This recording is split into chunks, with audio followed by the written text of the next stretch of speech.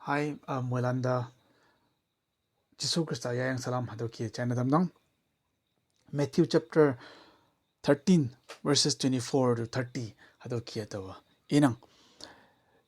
Jisui imanda alo ngawlep cha hadoki I wangdang ang chinga kata jawai I kama ali amai teibu linang hayang boy oba kata lili siema iwi ba pai hayang ta yoma yanti hang tei hayang taima aba hau chong hayang aliek lang yanti hang wo ngai nokpu sosan balana payang hayang ida I ayong ba nino kama nang teibu ali amai chi a yanti hang amakan babu ngai busi ie imandi I wi bai hado tayangi sosan balana ida I hama tumantai hado phaya yodam huya hapoi ie I ta hangchina numana yanti hang phai wanda ta oma phayeng olak yang ta manya munyi jamsa chongna damdo hangchingna ta ya wanda ta ya balanda tawa ilak awangna yanti hang ya dau hayanga wanma chaklak chingna atap sadau hayang boy ta amailana ninok pungda paigai hadawa kawang ngonang hadaw kawang ngau bungau soe I katalande ibu ngau yong mai bu ngau ali ka da ali teibu pungau malep yang teman katalanda ibu ngau hadaw nginang aba kaham ba ja I ka da ali mai tayanga I le yang siengo wanda alo kata ja payanga viba adam ja payanga I ka da hadaw yanti hang tayado yang hadaw teibu kaya hado chong yanti hang ta hado kia jamse chong kongwangi hawanda tama tulang balan yong yasan hadawa hangi bujingnasa hanga hado yanti hanga teman ka mengai busi se iman yasan bu hado pungauja teman nginang tama sa hado teman pe ngau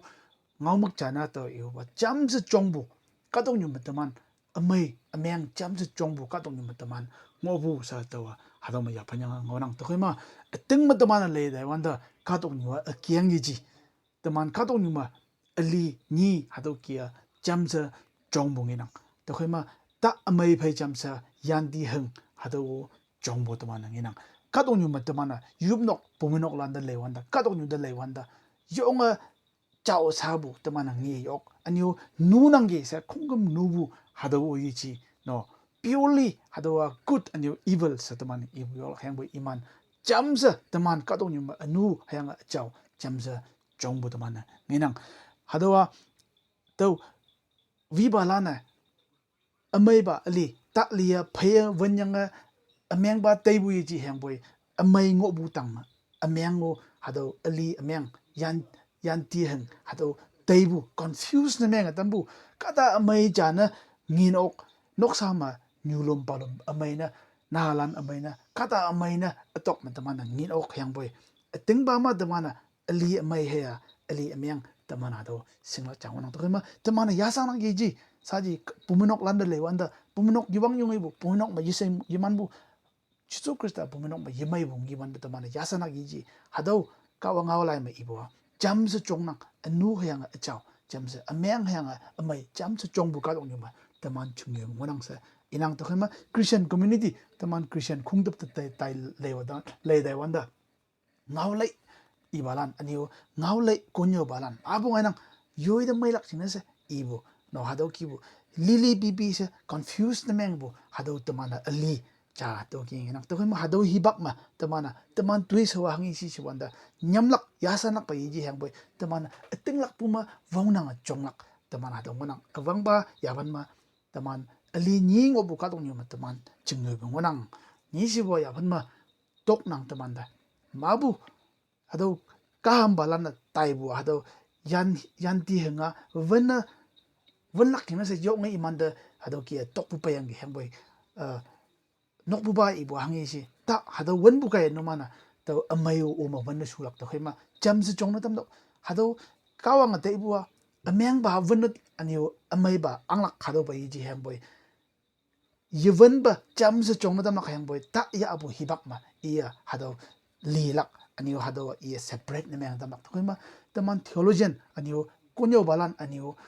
tinglak palan puminok ma tinglak palan bunyu wi balan taman mamam se kadalanda tinga yibu aniu kadalanda jaglan chunlak chuna se taman yemam lak bongbong hem boy yonga kandang bu fai tamana imanda tinga dambu imanda nyole 이만호 종한 종담 낙보고 이만 종부가야 때만호 이만 배점점서 사카다 맹나 사이수바 부인주자는 뭐 해보이 이만호 종한 종부도만 니랑 또 해만